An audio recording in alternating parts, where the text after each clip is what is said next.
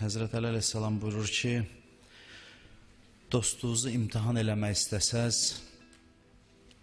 öyrənmək istəsəz dostunuz hansı əxlaq sahibidir, onun qəzəbli vaxtına baxın. Qəzəbli vaxtında insanın kim olduğu bəlli olur. Hətta hədis qeyd edir ki, 3 dəfə bu işi təkrar eləyin. 3 dəfə qəzəbli vaxtında onun əxlaqına, davranışına baxın, ona uyğun, ona qiymət verin. Niyə görə?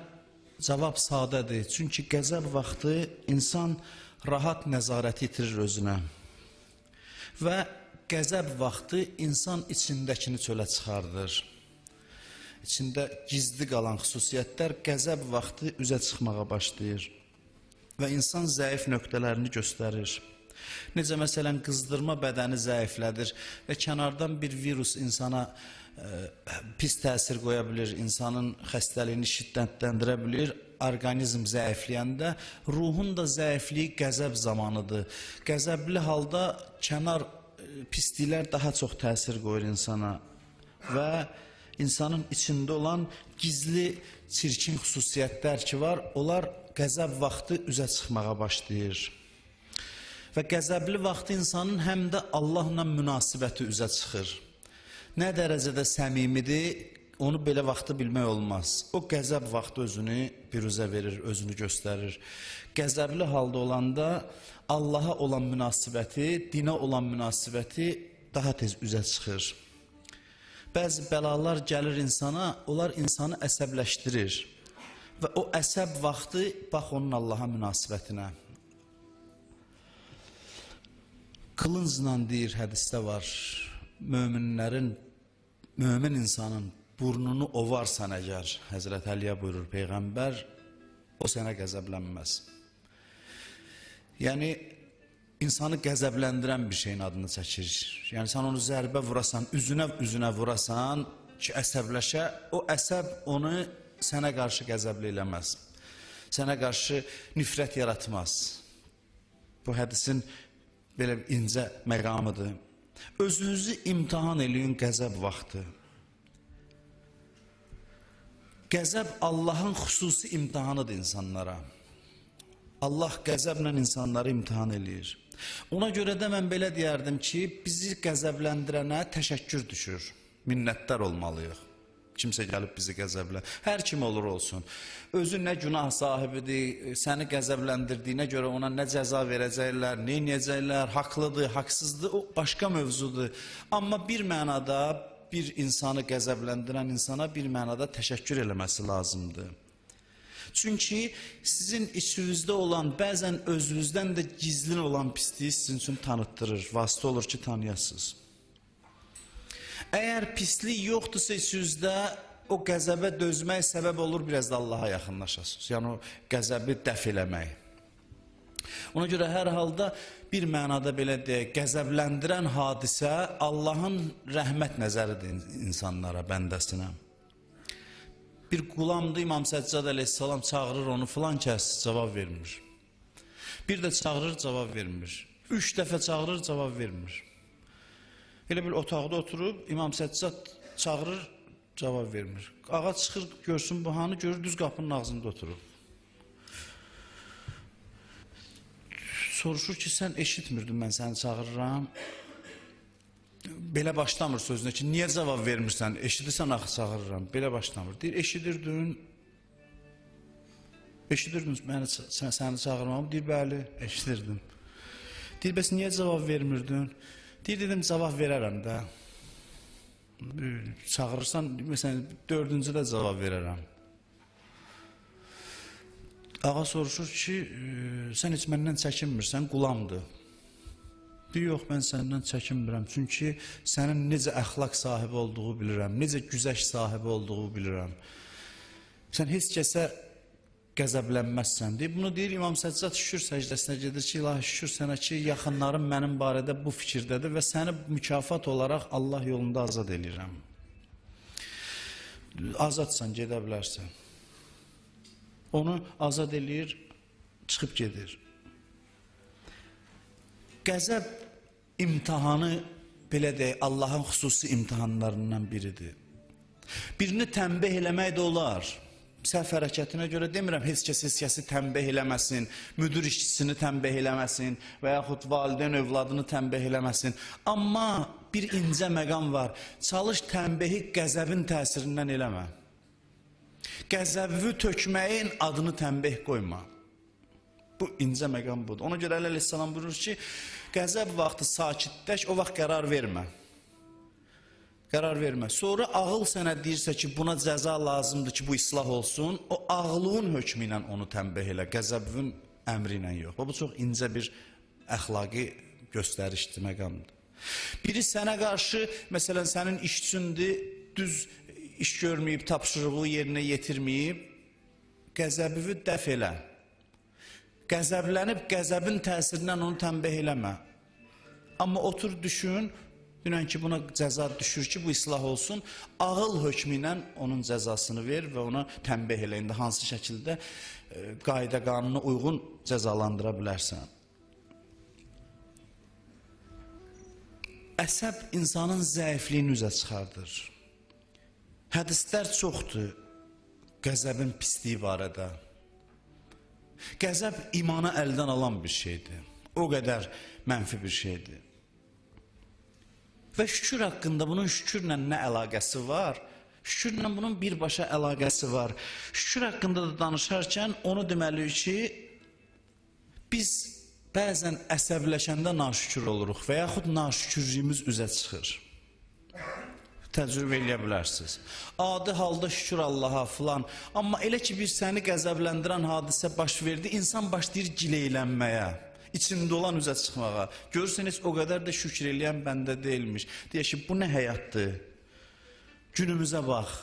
Başlayır günü, həyatı təhqir eləməyə. Məsələn, sənin həyatına nə olub? Sənin həyatın çox yaxşıdır. Amma bir dənə siyahı o saat hazırlayır ki, məsələn, filan şeylər, səhər belə oldu, dünən elə oldu, o gün belə oldu. Başlayır naşükürlük eləməyə dolayısıyla qəzəb zamanında. O siyahı elə bil ürəyində hazır idi. Bu elə bilir şükür eləyən bəndədir. Biri bunu əsəbləşdirəndə naşükür olması üzə çıxır. Əsəb naşükürlük gətirir çox adamda. Ona görə deyir, dərhal istiğfar elə.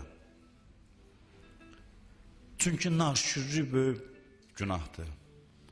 Düzdür, bir adam asayiş, rifah, rahatlıq vaxtı naşükürlük eləsə, Allah onun sadə dillə desək, atasını yandıracaq, o heç.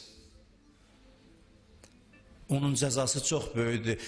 Xoşbəxt günündə də naşükür olarsan, mən görmüşəm bir neçə belə adam. Deyir, nə olsun, nə olsun. Nə qədər neymət də verilsə belə deyir. O heç, onun hesabı başqadır. Onun çox ciddi əzabın əlim Quranda vədə verir. Çünki bu insan deyil. Bu insanlıqdan çıxıb. Bu xüsusiyyətdə adamdan adam olması çox çətin məsələdir. Amma yox, qəzəb halında olanda güzəşt var sənə, amma bir şərtlə ki, dərhal tövbə eləyəsən. Tövbə də belə yox ki, indi istəndim dedim. Necə qəzəblənəndə möhkəm qəzəblənirsən, möhkəm də tövbə eləyəsən. Qəzəbin ardıcan. Tez istiğfar eləyəsən. İnsan ki, qəzəbləndi, qarşısındakını ya söyür, ya həyatını söyür və dolayısıyla Allaha üsyan eləyir. Qəzəbini əslində Allaha tökür. Ona görə də dərhal tövbə və ciddi tövbə eləmək lazımdır. Köhnə adamların yaxşı bir sözü var idi. Ümumiyyətlə bizim köhnədən, keçmişdən öyrəniləsi bəzi xüsusiyyətlərimiz var. Ki o dəyərlər bizdə olub, hər keçmişlə bağlı olan şeydən imtina eləməməliyim. Mən bir dəfə bunu misal çəkmişdim, deyirdilər, mövzuya heç aidiyyatı yoxdur, amma yadıma düşdü deyirəm ki, yaşlı bir kişilərdən biri danışırdı ki, ağsaqqal bir kişiydi, danışırdı ki, elə burada bazar var imiş, şamı bilir burada bazar olub, deyir orada insanların müxtəlif dükanları var da, bazarda təbii dükanlar olar, deyir, səhər gəlirdin alver eləməyə, birinə yaxınlaşırdın, deyirdi, mən siftə eləmişəm, get qonşu yanındakindən alver elə. Bu bizim millətin dəyərləridir. İndi isə biri-birindən nəysə, üzr istəyirəm, qamarlamaq istəyir insan ki, elə bil insana mənfəət gözü ilə baxır ki, bir müştəri gələndə tez mən qabaqlayım, qonşuya tərəf getməsin. Bu, bizim kişilərimizdə, insanlarımızda belə dəyərlər olub. Çox dəyərlərimiz var ki, bəzisini itirməkdəyik. Və gözəl sözlərdən biri də keçmiş yaşlı kişilər çox vaxt işlədərdi. Qəzəb vaxtı lənət şeytana deyərdilər. İndi də deyirlər bəzi adamlar. Allah şeytana lənət eləsin deyirdilər. Bilmirəm, harada öyrənmişdilər bunu, harada tərbiyə olmuşdular o insanlar, nə ilə qidalanırdılar ki, və belə sadə adam idilər, amma mərifət sahibi idilər. Şeytan da qıraqdan baxır, deyir, bu bunu istəndirir, bu mənə lənət oxuyur. Bəhanədir ki, mənə lənət oxuyasan. Amma elə deyil. Quranda və hədislərdə var ki, ümumiyyətlə ixtilafların kökünü, şeytanın neçə işi var, əsas təsir işi. Biri də insanları vuruşturmaqdır. O bir-birinə qarşı qoymaqdır. Şeytan olmasa, deyirlər, təxminən belədir ki, insanlar dava eləməz bir-biri ilə. O dayanır, həssas məqamı güdür. Puskuda dayanır, adi halda hücum eləmir. İnsanşünasdır, onu tanımağımız lazımdır, haradan zərbə vurur. Bəzi həssas məqam görür ki, qəzəb qalxır, o gəlir, başlayır qulağını oxumağa. Bəzən ölə bilirsən sənin içindən gəlir, amma onun təsiridir. Nuh Peyğəmbərə dedi, Həzrəti Nuh əleyhissalama, dedi ki, neçə yerdə məni yadıva sal, bir də ki, qəzəbli vaxtında. O qəzəb vaxtında mütləq yanındadır, bilməlisən.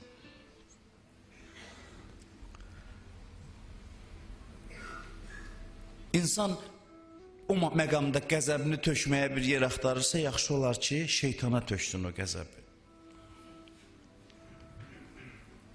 Şükür eləyən insanın xüsusiyyətlərindən biri budur ki, qəzəb vaxtında da şükür əldən vermir.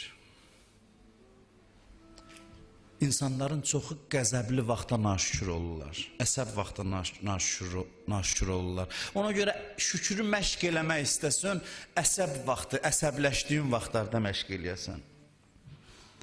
Bir dəfə, iki dəfə, üç dəfə dəf eləyəsən, Allahı yadıva salasan, o vaxtı ürəkdən deyəsən şükür sənə, onda vücudu insanın nura çevrilir, dəyişir insan.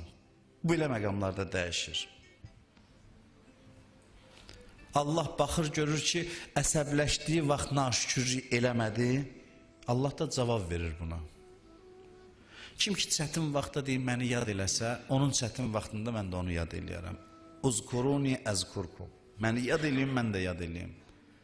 Qəzəb vaxtı, qəzəb atəşini söndür, dinən ilahi şükür sənə, heç nə baş verməyib, hər şey qaydasındadır. O, boş bir hadisə də olub. Allah da buyurur, sən də bir gün sıxıntıya düşəndə, onda mən səni yad eləyəcəm. Deyəcəm, mənim bəndəmə mələkləri göndərəcəm ki, gedin kömək eləyin, o sıxıntıdadır, çətin vəziyyətdədir. Bunlar əxlaqi göstərişlərdir. Mən bunun əhli deyiləm, amma bunu böyüklər deyib sizə, bu cümələrdən istifadə edib sizə deyirəm, həyatda gərəyiniz olar. Əsəbləşdiyiniz vaxtda şükür əldən verməyin. Təkrar bu halı yaradın. Yavaş görəcəksən ki, dəyişir, insanın ruhiyyəsi dəyişir, halı, vəziyyəti dəyişir. İstehza ilə şükür eləməyəsən, özün bəzən olur, biz şükür edirik, şükür, bir nəfər bir dastanda oxumuşdum, deyir, qar təmizləyirdi. Deyirdi, keçmişdə var da, qar təmizləyirəm deyib gəzirdi. Biri dedi ki, bu həyətimin qabağını təmizlə. Dedi, əvvəldən pulunu ver, xahiş edirəm. Mən gedim çörək alım, azam yiyim, gəlim təmizləyim. Deyib, pulunu aldı, getdi. Sən demə, cibi də yırtıq imiş. Pulu qoyub, pul düşür. Gəlir çörəyin pulunu verməyə, görür, yoxdur cibində pul. Az, yalavaz, qəzəbli halda gəlir, süpürgəni götürür, süpürə deyir, şükür sənə, şükür. Deyirlər ki, pulun da getdi, yemək də yiyənmədin, nəyə şükür edirsən? Deyir, bu şükür ən ağır sözdən ağırdır onun üçün. Bilirəm, Allah üçün deyir. Mənim ki, bu şükürüm var, o ən pis sözdən də pisdir. O şükürdən söhbət getmir. Qəlbən, insan bütün vücudu ilə, bütün varlığı ilə Allaha şükür eləyər. Əsəb vaxtında, deyə əlhəmdülillah. Bunu çətin də eləmək. Odur ki, Allah Quranda buyurur ki, və qalilun min ibadiyyəş şəkur. Az qismi var, şükür edəndir. İnsanlarımın, bəndələrimin az qismi şükür eləyir. bütün hallarda şükür eləmək istəyirsənsə, bu nədən başlanır? Qəzəb halında şükür əldən verməyəsən. Nə qədər çox şükür eləsən yaxşıdır. Şükür namaz kimi deyil, kimisə 17 rükət bəsimdir. O qədər şükür eləməli şeylər taparsan, istəsən. Şükür hər gün, hər haldan günün neçə saatını daha çox olsa, daha yaxşıdır, daha xeyirlidir. O adam ki, biri var şakir, ərəb sözləridir bunlar. Bizim dildə yoxdur da bunların qarşılığı. Şakir şükür eləyəndir, şəkur hər halda şükür eləyən adama deyilir. İnsan bir yerə gəlib çata bilər ki, hər şeyə şükür eləsin, ruhiyyəsi şükür üzərində qurulsun. Onun nuraniyyətinə də təsir qoyacaq. Şükür eləyən insanın üzü də nurlu olacaq, əhval ruhiyyəsi də yüksək olacaq. Onunla danışmaqdan ləzzət alacaqsan, xoş olacaq sənin üçün. Yəni bu çox gözəl bir haldır insan üçün. Təkcə axirət faydaları yox, insanın dünya həyatına müsbət təsir qoyan bir ruhiyyədir. İnsanlar var və belə də olmalıdır ki, ancaq xüsusi vaxtlarda yox. Bilirsən, bəzisi necə şükür eləyir? Day Allah buna xüsusi bir hədiyyə göndərsin, xüsusi bir neymət göndərsin, onda bu cənab dodağın tərpədib Allaha şükür eləyəcək. Bəziləri belədir, amma bəziləri az qism insanlar belədir ki, ümumi neymətləri də xüsusi bilir. Bax, Allah bizdən bunu istəyir. Məsələn deyək, məsələn qar yağıb, səhər evdən çıxır, deyək, şükür Allah sənə bu qarı mənim üçün yağdırmısan. Axı bu qar sənin üçün deyir, hamı üçün var, nə olsun ki hamı üçün var, mən də o hamının içində bir nəfər. Sən onu xüsusiləşdir, ümumi neyməti. Hər bir ümumi neyməti xüsusiləşdirsən, inanın ki yaşayışımız çox gözəl olar, çox nurani olar. Səhər açılıb günəşə baxasan, desən şükür sənə Allah. Bu səhər açılıb. Nə olsun səhər hamıya açılıb. Hamıya ümumi neymətə şükür eləmək, şükür eləyən bəndənin xüsusiyyətlərindən biridir. Qar yağır şükür eləyəsən, yağış yağır şükür eləyəsən, bahar gəlib, yaz gəlib, ağaclar çiçəklənir, deyəsən şükür olsun sənə Allah. Hər bir xüsusi neymət, ümumini xüsusi hesab eləyəsən. Başqaları deyər, bu dəli olub qoy desin. Hədislərin bəzisində var ki, bəzi şeylərə baxıb möminlərə dəli deyərlər. Amma bu əsas vermir ki, doğrudan dəlili eləyək, deyək ki, elə möminlərə dəli deyirlər. Amma bəzi insanların məntiqi var ki, belə şeylərə baxır, deyib, bunlara bax da. Qar yağır, bu şükür eləyir. Məsələn, yağış yağır, bu şükür eləyir. Amma təkrar olan, adi görünən neymətlərə şükür eləyəsən, günlərin dualarına baxın, hər bir duada şükür var, hər doğan günəşə şükür eləyəsən, hər batan günə şükür eləyəsən, axşama şükür eləyəsən, səhərə şükür eləyəsən, bunu ümumi bilməyəsən, hər bir şeyə Allahın xüsusi hədiyyəsi biləsən özün üçün. Dəstəmazın duasına baxıram, deyir suya gəlib yaxınlaşır, baxır suya, deyir Elhamdülillahilləzi cəaləl ma'ə tahuran. Deyir şükür olsun Allaha ki, suyu pak eləyən qərar verib. Suya şükür eləyir. Ki Allah bu suya bu xüsusiyyəti verməsəydi nə olardı? Bir dənə bədənindən axır gedir, çişlərini yuyub aparır. Bu sənin üçündür, xüsusi sənə verməyib. Amma ki, həyatda bu gözəllikləri görüb dəyərləndirə biləsən, şükür eləyəsən. Və bunun nə təsiri var? Təsiri budur ki, bunu eləyən insanlar incə ruha sahib olur. Bu adamdan kiməsə pislik gələr, heç vaxt gəlməz. Belə bir insan təsəvvür eləyin, bu insan nur parçasıdır yer üzündə. Bununla yaşamaq ancaq məmnuniyyətdir, xoşbəxtlikdir insan üçün. Bunun yaşayışı nurdur. Bu sevinç mənbəyidir insanlar üçün. Sevinç bəxş eləyir insanlar üçün. Və din gəlib bu yerlərə çatdırsın bizi. Zirvələrə çatdırsın. Mən bu sözü çox demişəm, bugün də təkrar edirəm. Biz dində minimuma qane olmayaq. Din minimum üçün yox, maksimum üçündür. Zirvə üçündür. Bir yerlərə aparır, çatdırır. Ayətullah Büruzirdə deyir ki, o çiynimdəki mələklər ki dəyişir səhər vaxtı. İkisi gedir, növbətisi gəlir, mən onları görürəm. Mən heç vaxt demirəm bu kəramətlər məqsəd olsun. Bəzi adamlar başını xarab eləyib bu şeylərlə. Amma ki, nəyə pisdir ki insan o aləmi də seyr eləsin, bu dünyada yaşaya-yaşaya. Bunun nəyə pisdir? Bunun ancaq xoşluğu var insan üçün, ancaq ləzzəti var insan üçün.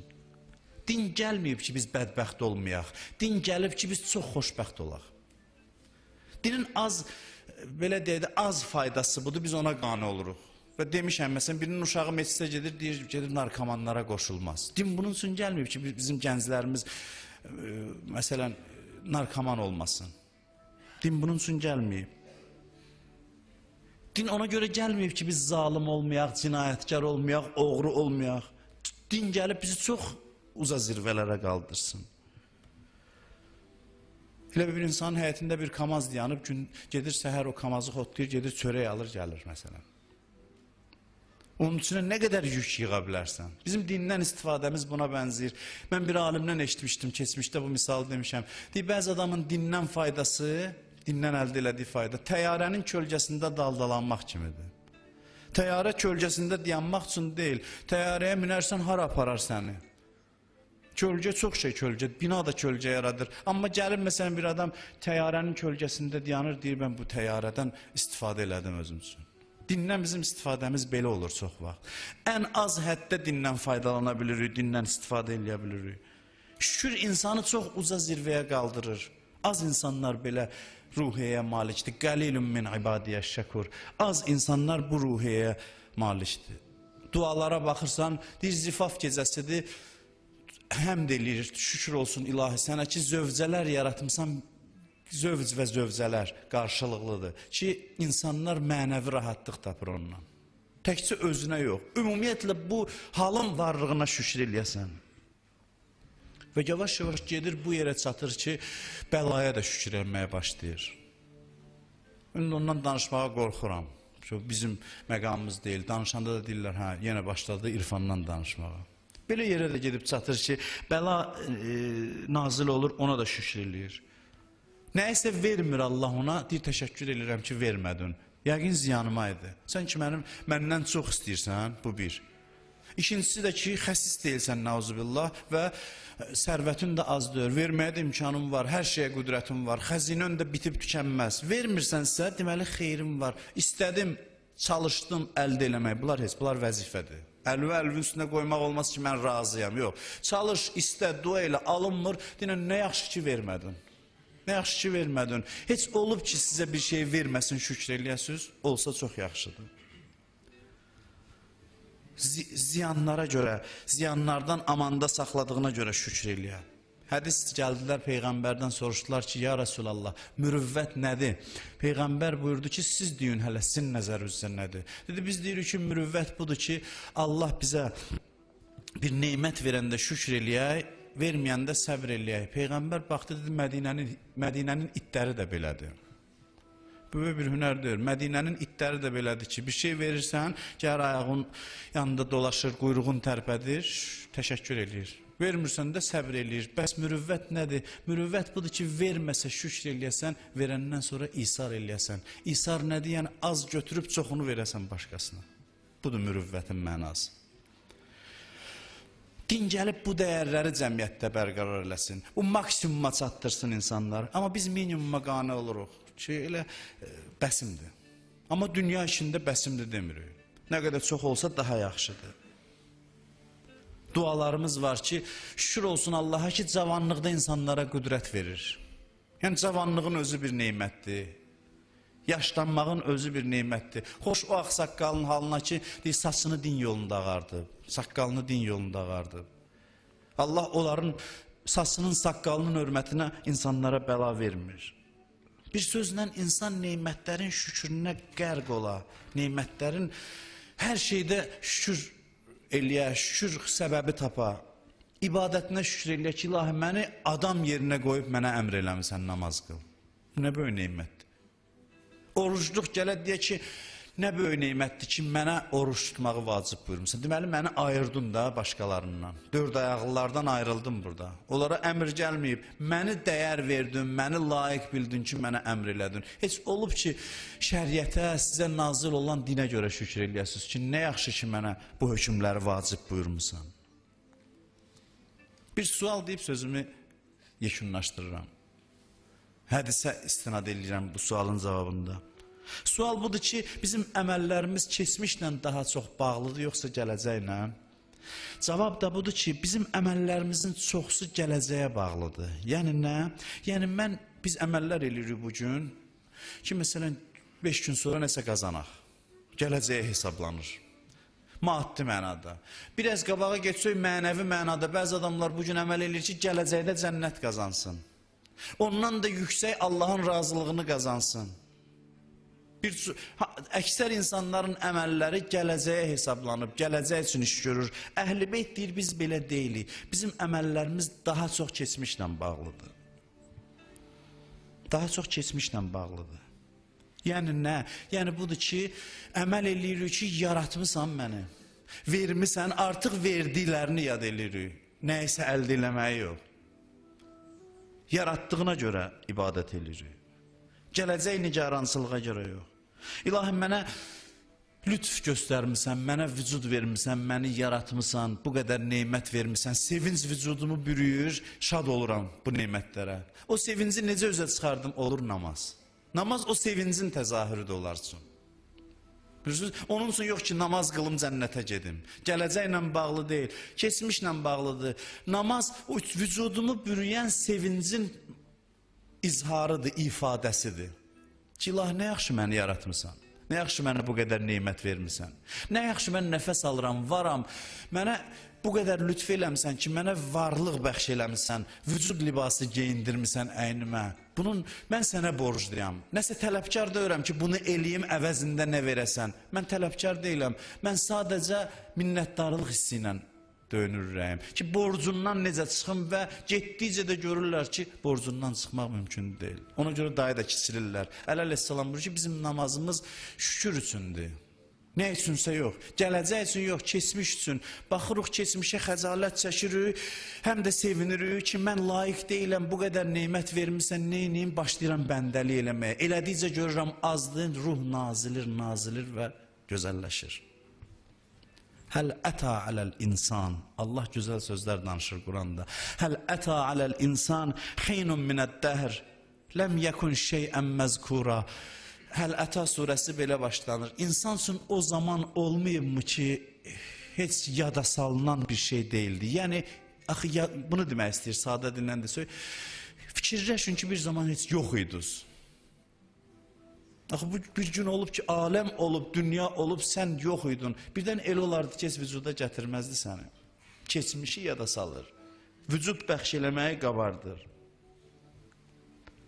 Ona görə də Allahın lütfüdür. Mən yenə də misal çəkmək istəyirəm Ərəfə duasından. Ərəfə duasında İmam Hüseyin bunları deyir ki, şükür ki, yaratmısan, kiçik idin, böyütmüsən, ana vermisən, ata bəxş eləmisən, yemək yeyə bilmirdim, dişim yox idi, hazır qida vermisən. Hey, sayır, həm özünü kiçildir Allahın qabağında ki, mənim layiq olmadığım halda bu qədər neymət vermisən. Həm də sevinç götürür vücudunu ki, gör nə qədər neymətlər vermisən, saysız, hesabsız. İnsan bu ruhiyyəyə çatsa xoşbəxt olar. Xoşbəxt olar. Yer üzü cənnətə çevirirlər, insanlar bu ruhiyyədə olsalar. Bu heç də o demək deyil ki, insan şükür eləsin, nəsə əldə eləmək üçün çalışmasın. Bir daha deyirəm, insan əldə eləmək üçün çalışmalıdır, təlaş göstərməlidir. Bunlar hamısı vacibdir, boynundadır. Amma nəticəyə görə məyus və yaxud şad olmamalıdır. Nəticə üçün əməl eləməməlidir. Məyusluq vücudun bürüməməlidir. Fəaliyyət elə, çalış, əldə eləməyə, səy göstər, amma nəticənin nə olmasından asılı olmayaraq, deyilən şükür sənə, şadam. Vermədinsə nə yaxşı ki, vermədin. Deməli, versəydin, pis olardı ki, vermədin. Bu ruhiyyədən həm dünyada insan fayda götürər, həm də qiyamətdə bu insanlar şükür eləyən insanlardır. Bu məqam şükür eləyənlərin məqamıdır ki, Allah yanında xüsusi bir məqamdır. Əuzu billahi minəşşeytanirracim. Bismillahirrahmanirrahim. İnna a'taynakal kavsar fasalli li rabbika vanhar. İnne şana'aka huvel abtar. Sadaqallahul aliyyul azim.